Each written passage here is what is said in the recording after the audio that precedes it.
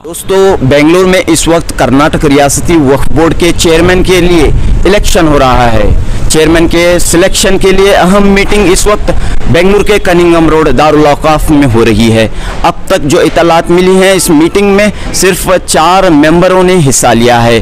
Doctor Nasir Hussain, Rajya Sabha के रुकन doctor Syed Nasir Hussain, Gulbarga की एमएलए कनीस फातिमा, एडवोकेट आसिफ अली और गुलबर्गा के अली बाबा इस मीटिंग में हिस्सा लिए हुए हैं और अली बाबा ने अपना नॉमिनेशन पेपर फाइल किया है।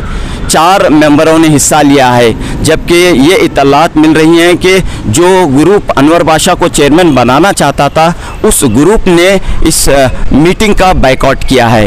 तो यहाँ पर आप देख सकते हैं कि पुलिस के हिफाजती इंतजामात के दरमियान ये मीटिंग हो रही है।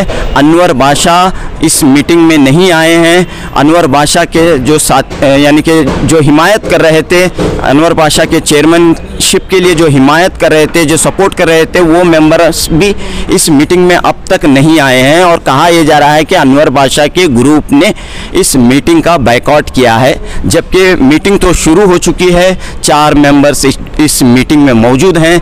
देखना यह होगा कि क्या फ़ैसला लिया जाता। जो इतलात मिल रही हैं कि अगर 4 या 5 मेंबर से ही ये मीटिंग होती है और फैसला लिया जाता है, तो अली बाबा, गुलबर्गा के अली बाबा कर्नाटक वक्फ बोर्ड के चेयरमैन बनेंगे। लेकिन इस वक्त मीटिंग जारी है, अभी कुछ भी कहा नहीं जा सकता। एक ग्रुप ने मीटिंग का बायकॉट किया है, अनवर बादशाह के ग्रुप ने वक्फ बोर्ड के चेयरमैन के सिलसिले में होने वाली मीटिंग का बायकॉट किया है। देखना यह होगा कि इस मीटिंग का क्या नतीजा बरामद होगा। जनूबी हिंद न्यूज़ रिपोर्ट।